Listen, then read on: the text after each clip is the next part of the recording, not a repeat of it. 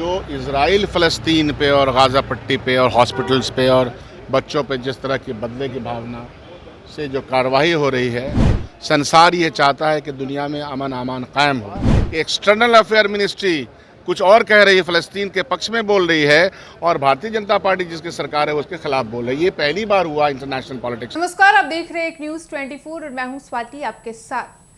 बिहार विधानमंडल के शीतकालीन सत्र के दौरान कांग्रेस नेता शकील अहमद सदन पहुंचे थे, जहां उन्होंने पत्रकारों से बातचीत की और इस दौरान उन्होंने भारतीय जनता पार्टी को निशाने पर लिया। साथ ही उन्होंने फिलिस्तीन, हमास और इजराइल युद्ध के मुद्दों पर भी बातचीत की है। आप उस रिपोर्ट में सुनिए कि क्या कुछ कह रहे हैं कांग्रेस नेता शकील अहमद। पहली बात तो आप ये साफ कर लीजिए कि जो हमास ने अटैक किया उसकी दुनिया भर में भर्त्सना हुई, लेकिन जो इज़राइल फ़लस्तीन पे और गाज़ा पट्टी पे और हॉस्पिटल्स पे और बच्चों पे जिस तरह की बदले की भावना से जो कार्रवाई हो रही है रिएक्शंस के तौर पर, और जिस तरह से अमेरिका, ब्रिटेन और दूसरे जो डेवलप्ड नेशन हैं उनको लगता है कि ह्यूमैनिटी सोचती नहीं है और जो यूएन के रेजोल्यूशन को भी वो लोग धत्ता बताते हैं।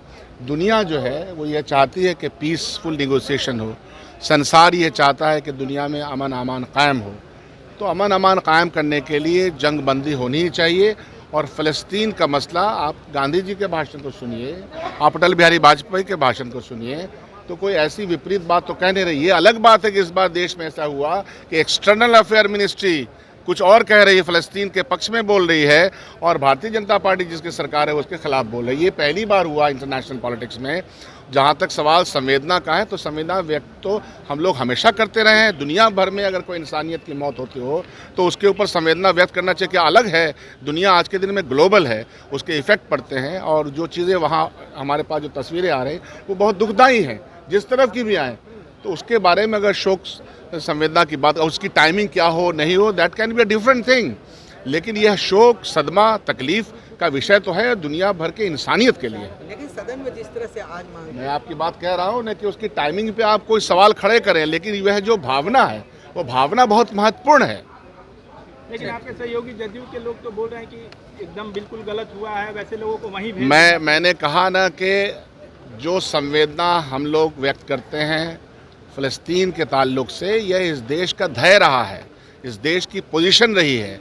उस पोजीशन के हम साथ, कौन क्या बोलता है उस पर ओवर रिएक्ट करने की आवश्यकता नहीं है, मैं करता भी नहीं हूँ। तो आपने सुना कांग्रेस नेता शकील अहमद को, जिन्होंने आज विधानमंडल के शीतकालीन सत्र में शामिल होने के लिए सदन पहुंचे थे, जहां उन्होंने पत्रकारों से तमाम मुद्दों पर बातचीत की। साथ ही उन्होंने बीजेपी पर निशाना साधते हुए कहा कि बीजेपी झूठ और प्रपंच के आधार पर सरकार बनाना चाहती है। फिलहाल इस वक्त की खबर में इतना ही। वीडियो पसंद आया हो तो वीडियो को लाइक करें, शेयर करें।